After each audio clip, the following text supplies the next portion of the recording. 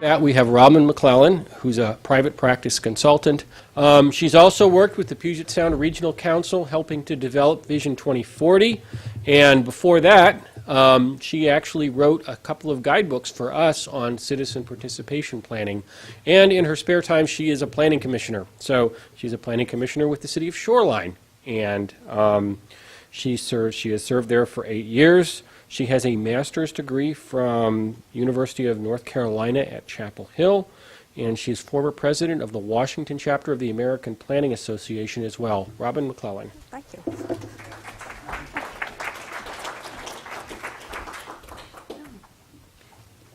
Thank you. I actually am not a planning commissioner right now. I served 8 years on the Shoreline Planning Commission. We have term limits there, and my term has been up, so now I have the opportunity to be a noisy citizen, and I'm having a great time. I just spout off anytime I feel like it and say what I think, and I like that job. Well, I learned a lot tonight. Every time I do one of these short courses, I learn something new about the law, and I feel fearful that I've probably steered someone astray more than once in my planning career.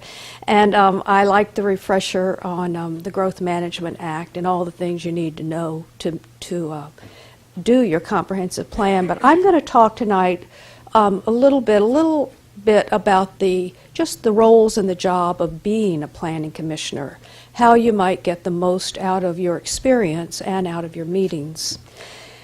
And I'm going to give you just some insight, talk about the roles, define your jobs, and then some tips on running effective meetings and discuss your relationship with the others that you have to work with. And then I'm going to tell you at the very end, if you stay till the end, that there are rewards. There's something to get out of this. Okay. Well, the first role that a planning commissioner has is to advise elected officials. That's your job. That is what you are a planning commissioner to do. And it's important that you understand that, because you make recommendations, and these recommendations influence your local officials, your elected officials, and they make the decisions that have impact on your city. In that capacity, as an advisor to your elected officials, you are the guardian of your city's comprehensive plan. And you have been appointed to care about that plan, not just to prepare it, not just to keep yourself out of trouble with the law, as Grant was describing, but to be the people in your city who know the plan, who care about it, who are able to talk about it, and who uphold it. You also know your development code, your zoning ordinance, your shoreline master program, the other things that you will use to help guide your land use decisions in your town. And your role is also to listen to all parties I think is important, and to rely on reports, findings, and facts, so that you I don't have it on the slide, but I added in on the paper I'm looking at, that you are asked to and required to use some intellectual discipline as a planning commissioner to base your recommendations, even your opinions, on something solid.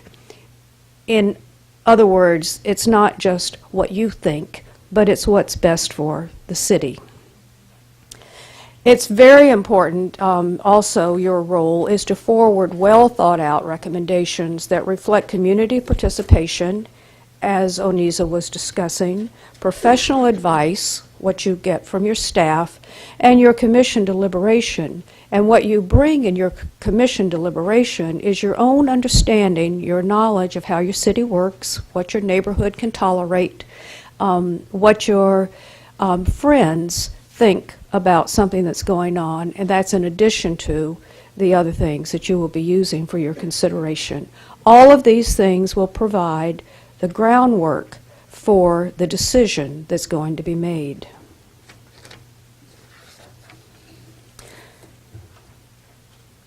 Your second role is to establish procedures, and I think this is really important, and you may have them. You may not, your staff may not have thought to tell you that you can change them, you can amend them, you certainly need to be reviewing them, but every planning commission, every planning commission body needs to have some bylaws.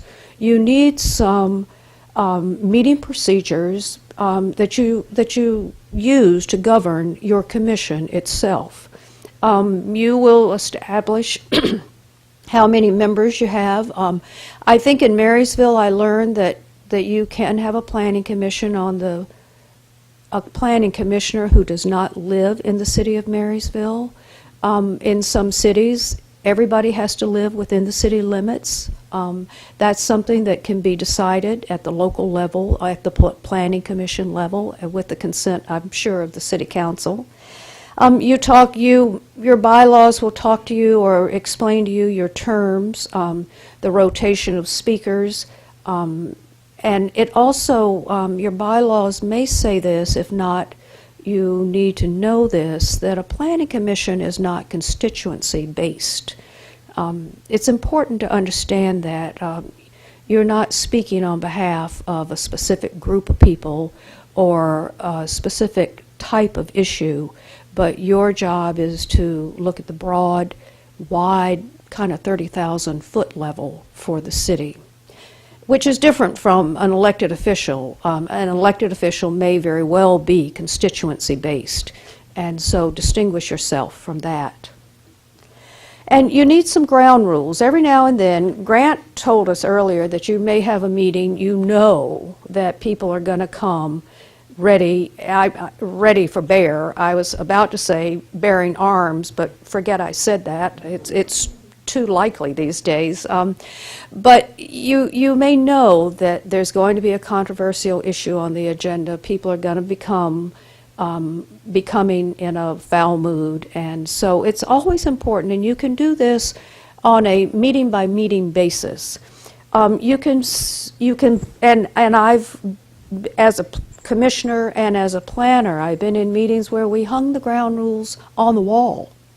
These are the minutes, how many minutes are going to be allowed for the speakers tonight, typically 3 for a person and 5 for a group.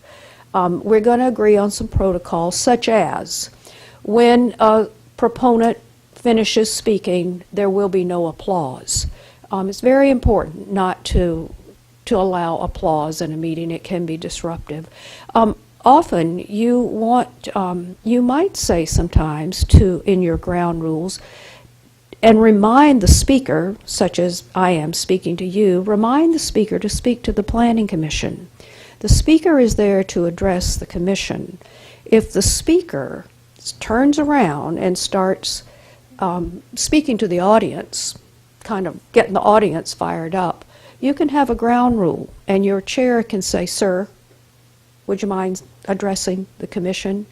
And people have agreed to that ground rule. And you can often nowadays, you can post your ground rules online before the meeting. They can go out with your agenda so that people will know in advance that there are going to be a few special rules for this evening's meeting, and we're going to agree to play by the rules. One of the things that came up when I was on the Shoreline Planning Commission, we had a commission retreat. And people were kind of ranting and raving about certain things, and one of the commissioners said, "I don't know if you've ever noticed it, Mr. Chair, but when you begin to ask commissioners what they think, you always turn to the person on your right first, and that person gets to talk first, and by the time you get to me down here on the end, everybody's heard what everybody has to say, and I feel that I never get the chance to go first and be the person presenting something, not just reacting to what everybody else has said." So it happened that our commissioners, our staff, just lined us up in some order, but it was the same order every meeting. And so we talked about that and how to make it feel more fair. and be more fair, and decided that we would rotate. We would be rotated. So every commission meeting, when we would show up, one night I might be at the end, one night I might be right next to the chair, one night I'd be over here, but the staff would just rotate us and move us around so that if the chair has this tendency to go to the right first, it's a different person. And that was a great way to solve a problem that was bothersome to the commissioner. Let's talk about some jobs. The first job that you have, and I think this is very important, is to know your town, know where everything is, and I'll tell you the best way to learn your town is on foot. You don't learn nearly as much driving around as you will by walking around. And if you walk your town, you will learn things you hadn't ever considered. You will learn how children get around. You will learn how people who don't or can't drive get around. You will learn how the elderly have to maneuver the town. So it's really important to get out and know the town, know where things are, know how things work, and know how it looks. It's also important to know your comprehensive plan. Many of you, if you've been on a commission for a while, you may have your comprehensive plan already dog-eared, but you know where to look for something, you know what page to turn to, you know where a policy is, and it's important to know it. It's really important to study it, to read it. You may also read some of these other documents, the development codes, not nearly as interesting as the comprehensive plan, but you will need to refer to it, and you will need to know how to use it. So that's very important. I think the point I want to make here is that when you said, "I do," and you agreed to be a planning commissioner, if you thought that all you had to do is show up on 2 Thursdays a month at 7 and leave at 9, you misjudged what was being asked of you. There's a lot of homework that's involved in being a planning commissioner. Another point that I want to make about your job is to know when to ask questions and to ask your staff for clarification whenever you need it. Assume that your staff wants you to succeed. And one of the things that a staff person, and I have been a staff person, one thing that's really important is to give your staff time to find out the answer to your question before the meeting. If you get your packet on Friday and your meeting is next Thursday, you have almost a week to prepare. So there's no excuse to call your staff at 4 on Thursday and say, "I don't completely understand what's in the staff report, and I need some more information." That's just not fair, and it's too late. So if you get your packet on Friday and you read it over the weekend, and on Tuesday you call and say, "There's something in here that's not clear to me, and I'm going to need a little more clarification," then your staff has time to prepare that and bring it to the meeting. And likely, if you need clarification, most of you need clarification. If it's something that just doesn't ring true or it doesn't quite add up, it's probably having the same effect on your fellow commissioners. Now, what not to do with regard to asking for clarification. One of the most disrespectful and unkind things that you can do is to show up at the meeting and ask the staff for additional information in public, knowing that it's almost impossible to provide that information, and create an embarrassing situation. And some people occasionally think that that's sport and that it's okay, but it's not okay. And so guard yourself against doing that. Another thing that you can do that really will enhance your experience as a planning commissioner is participate in things that go on around town. Participate in the open houses. If your staff is having an open house on a transportation issue or a downtown plan, go to it. Go find out what people are saying. If your staff hasn't thought to take you on a field trip to see something in your town that you need to see, or something in your neighboring town that you need to see, ask for a field trip and go see things that are going on. I was bold enough one time to take a group of people in Snohomish County. I'm trying to remember which town it was. I got them on a bus, and we went on a Saturday to Bellevue. And we went to look at some transit facility in Bellevue many, many years ago. Well, that was a huge event to go to Bellevue. But it was important. It was important to go see what another place was doing that was a little farther ahead than the city where I was working.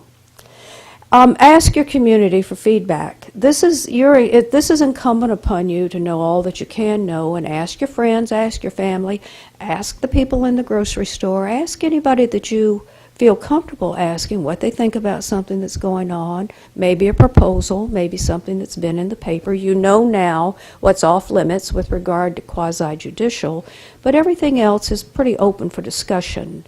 And it's important to know how your community members are feeling about things, and it will enhance your deliberation. And if you dare, you might ask your staff to put in their budget money to send you to a planning conference every now and then. Our state organization has a conference once a year, and often planning commissioners do come, and it can always be of benefit. We thought that it might be important for me to add a little slide here to distinguish among meetings, and I think you know this, but let's just go over it quickly. The regular monthly meeting. And it could be boring, but it doesn't have to be. But you're going to have a staff presentation, and it could be on an amendment to something. It could be a report on a council action. It could be you will be having public comment. You may have it may be a discussion on a specific item that's going to come before the Planning Commission for a recommendation. But you know what your regular meeting consists of and how the agenda works. You might sometime feel the need to have a pre-hearing informational meeting, and this would be typically when you have something like this, it's before a big hearing where there's going to be lots of testimony, where the issue may be, if not controversial, at least complex. And this may be a situation where you don't say anything, you're not taking any action, you may not even talk about the subject matter, but your staff may brief you on the procedures for the upcoming hearing, on the process, the record, what to expect, the ground rules. You may just have a pre-hearing informational meeting, which could be okay. And that could be included in a regular meeting. And then there's the hearing, and not to belabor the point, but you know what a hearing is, and the comment period, the testimony on the record and in writing. Typically a staff presentation. The proponents, the opponents may give presentations. And one of the most important things to remember about your hearing is that your chair is obliged, and you may nudge the chair or give the chair an eye signal to keep the public testimony on the topic. Not to let people wander off on things that are not the subject of the hearing. And the staff, your staff, can give you an instruction sheet so you'll know what the procedures are, what's expected of that meeting on that evening. Well, what does an effective meeting feel like? I was hired years ago to facilitate a discussion of a board, and it was a board of people who had something to do with soccer fields. And we went around the room. There was a man there who said, I work for Boeing, and I've been facilitated so many times, I don't even want to hear anything you have to say, but I came anyway. And there was a woman there who doodled, which I'm guilty of doing myself, and she drew a picture. She spent the whole time drawing a picture, which she gave me at the end as a gift. But that sort of clued me in that there may be a little dysfunction in this room. And so I said, well, tell me some things that you'd like to change about your meetings. What is something that you would do differently if you could? And one woman spoke right up and she said, I would like our meetings to end on the same day they start. And I said, I beg your pardon? And she said, we have meetings that start at 7 and at 12:30 a.m. we're still at it. And she said, I want to go home on the same day I came.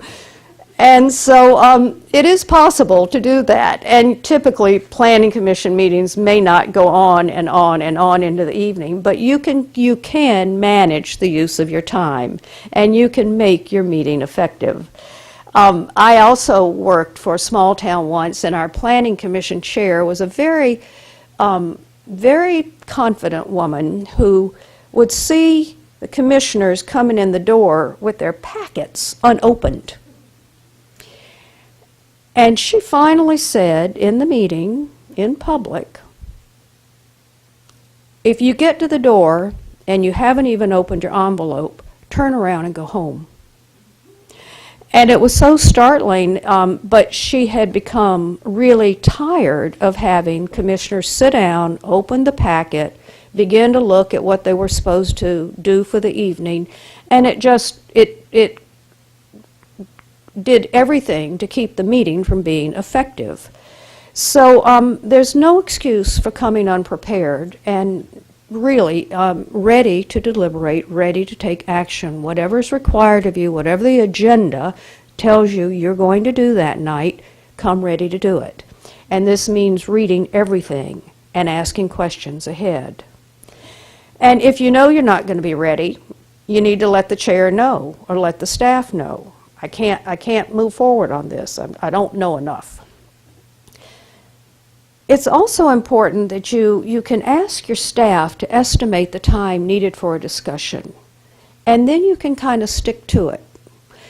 And the staff can say, this item on the agenda should take about 10 minutes. And the chair, if the chair is really agreeable to that, will help process the discussion so that, when 8 minutes comes, he says we need to start wrapping this up and move on. Anybody else have anything else to say? Another item on the agenda may be scheduled to take an hour and a half. But the staff can anticipate about what you need, and if you're good about sticking to it, you'll get out of there on time. And another thing along with that is that you have to give your chair permission to run the meeting. And the chair needs to take responsibility for running the meeting. And running the meeting means having everybody have an opportunity to speak, but not too long. If something's already been said, to guard against repetitive statements and to just keep things moving. And a final thing I have on here, discourage grandstanding, and you know what that is, and sometimes it's almost impossible to not do it, but control yourself. It's not appropriate to grandstand and to use your position as a planning commissioner as a bully pulpit. If there is ever a time, and as a matter of fact, as a planning commissioner in Shoreline, we had an issue that I felt so strongly about as a citizen. I recused myself from the planning commission and went and sat in the audience and spoke during the public comment period. So that was an alternative to making a speech as a commissioner, which I think would have been inappropriate. Let's talk a few minutes about your relationship to the public and who the public is. You see up there on the slide that the public's basically everybody, including you. And one of the things that I often say to people at meetings is to look around you, look on either side of you, and see who's not here. Well, there's no one here tonight in a wheelchair. There's no one here tonight who's 12 years old. There's no one here tonight who may have, I can't tell, but some sort of physical impairment, a hearing impairment, a visual impairment. These people are your public. The people who are not here tonight are also your public. And so it's really important to think about the fact that you are acting on behalf of all kinds of people. You're acting on behalf of little ones, people who are too busy to come, and you're acting on behalf of old ones, people who are too ancient to come, and you're acting on behalf of people who don't care. And just because they're not paying attention doesn't mean that what you're doing won't affect them. So keep that in mind about who the public is and your responsibility to the public. I think that the Planning Commission is in many ways the social conscience of the town, and you can think about that in your role. I want to say mainly about the staff that your staff works for you, and your staff brings to you the kind of professional expertise that is necessary to get your job done. So I think that it's important to respect that.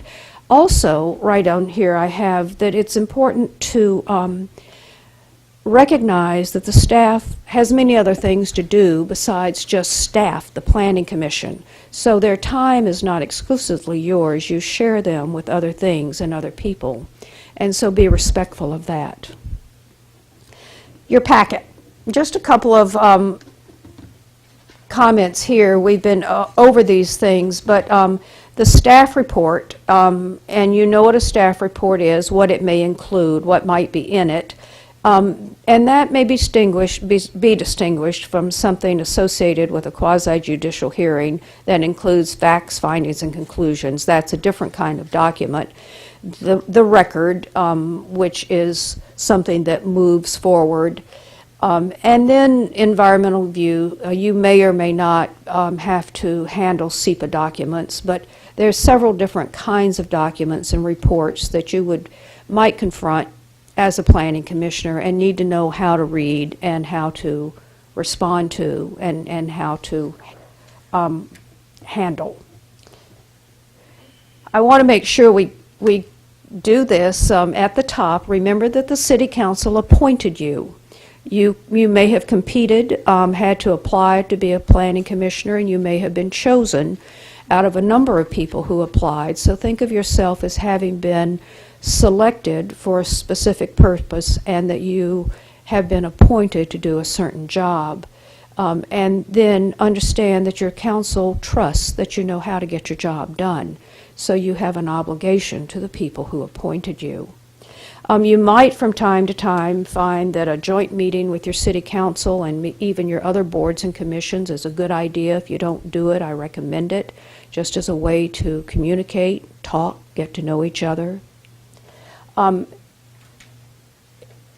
It's insightful if you have a joint meeting with your elected officials because you learn that they see things differently.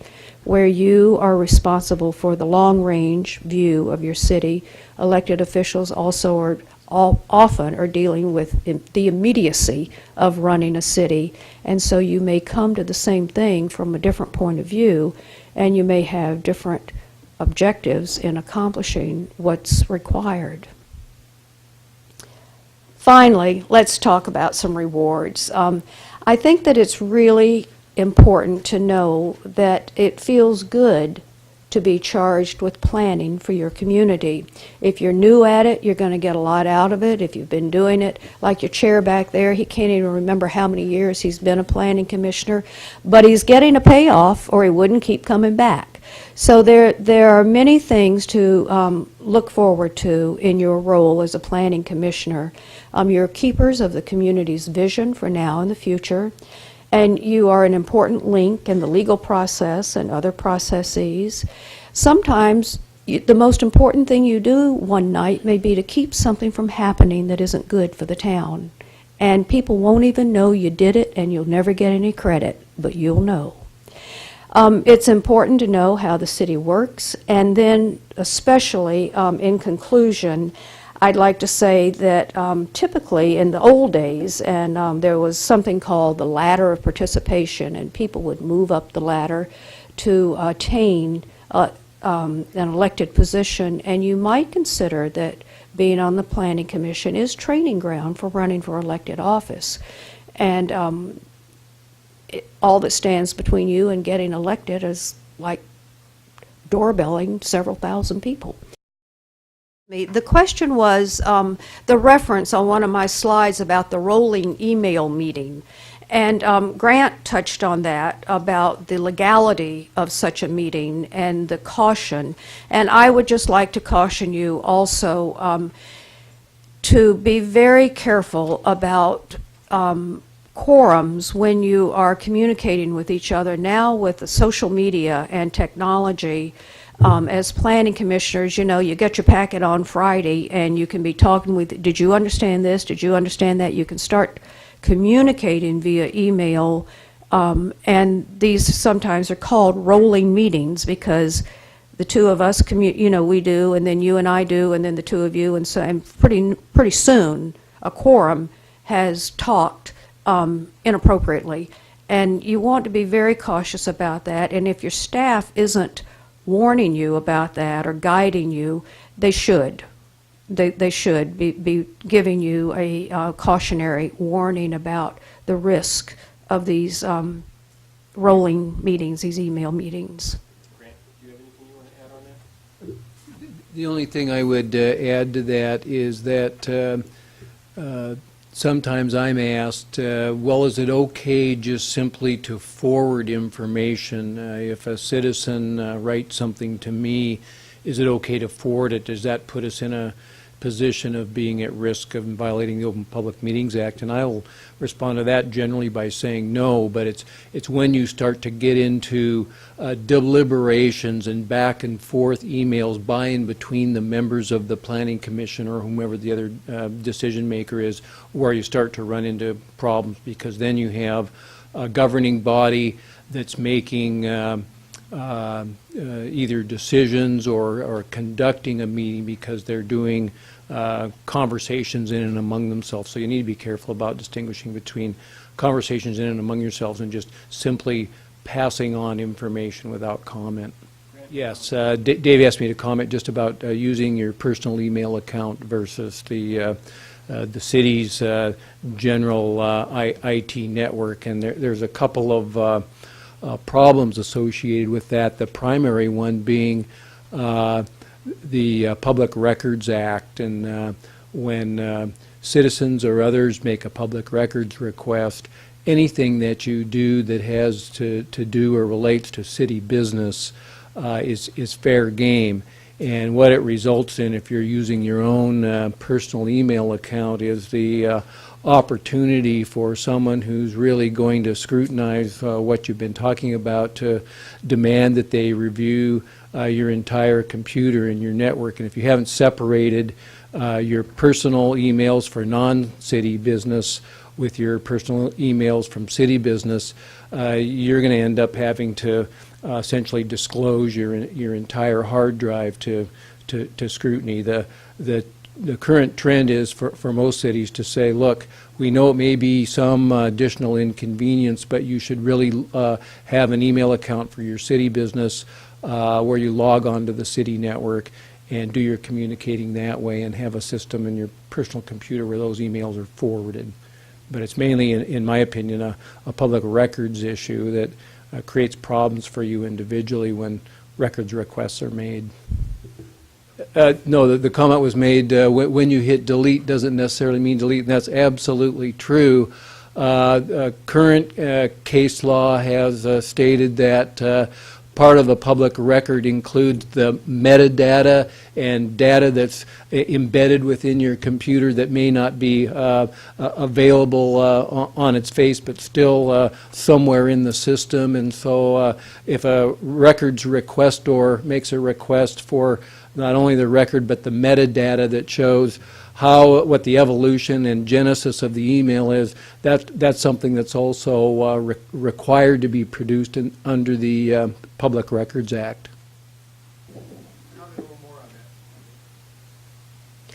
Well, I think that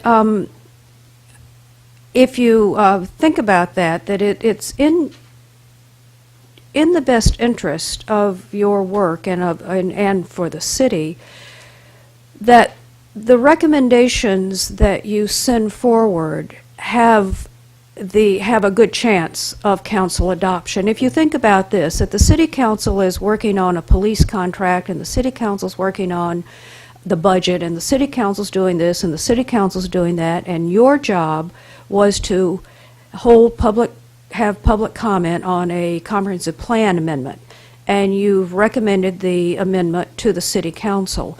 By the time they get that recommendation, they're going to assume, or they may assume, that this recommendation has been thoroughly vetted by the public, that it has been thoroughly researched by the staff, that the Planning Commission understands its implications, and that the Planning Commission recommendation carries enough weight and intelligence that the council can consider the recommendation and say, if the Planning Commission says this is the right thing to do, we're in agreement. Where you find situations where the council and the Planning Commission are at great odds, and this can happen, I mean, there can be situations and places where the council won't take the Planning Commission's recommendation pretty much at face value. They also are going to get a staff report, and they're going to get a staff presentation. But if there's a lot of dissonance between your elected board or your elected body and your Planning Commission, that's the time to have a joint meeting and find out why, understand why there's a lot of dissonance between what you recommend and they're not recommending it. Now, here's something that can happen, and this may have happened to you. There's a controversial issue. The Planning Commission makes a recommendation. It goes to the council. The council decides on its own to have its own hearing, to hear the whole thing over again, because maybe they don't believe, or maybe they aren't feeling good about the recommendation, so they think they need to hear it themselves. In some places, that's considered sort of a failure of the system, when the council feels the need to hear everything over again, go through the whole process again in order to make their recommendation. So that's what I'm saying here. I think if there's a lot of accord in your city, that both the elected officials and the Planning Commission are looking at the same vision, assume that your elected officials are familiar with the comprehensive plan. If the recommendation is based on solid ground, then there is the expectation that the council will adopt it and go forward, will accept the recommendation, adopt the action, and go forward. But even at that hearing, it may be a hearing where the recommendation is considered, the testimony pretty much supports what the Planning Commission heard, and it goes forward, or it may not. But it's in your best interest to send something forward that the council doesn't just throw its hands up at and say, mm-mm. Well, the comment, I don't know if all of you heard that, but this is an elected official speaking, and he says that sometimes the elected body looks at a recommendation at a much higher level and broader level than strictly the land use aspect of it, and that they, in fact, may not accept the recommendation or come up with a different action based on fuller knowledge, and I'm sure that may happen. But that may not necessarily be in opposition to the Planning Commission recommendation. It just may be an expansion of what they recommended, but it may be in opposition. Grant mentioned the risk of doing a site visit on a quasi-judicial, on the open meetings. And he can clarify that, but I think if you're looking at something that you're going to be talking about, and it's not quasi-judicial, it's legislative, you go out and have a look at the land, walk the property, or walk around the block. Know as much as you can know before your deliberations, and I think that is permissible.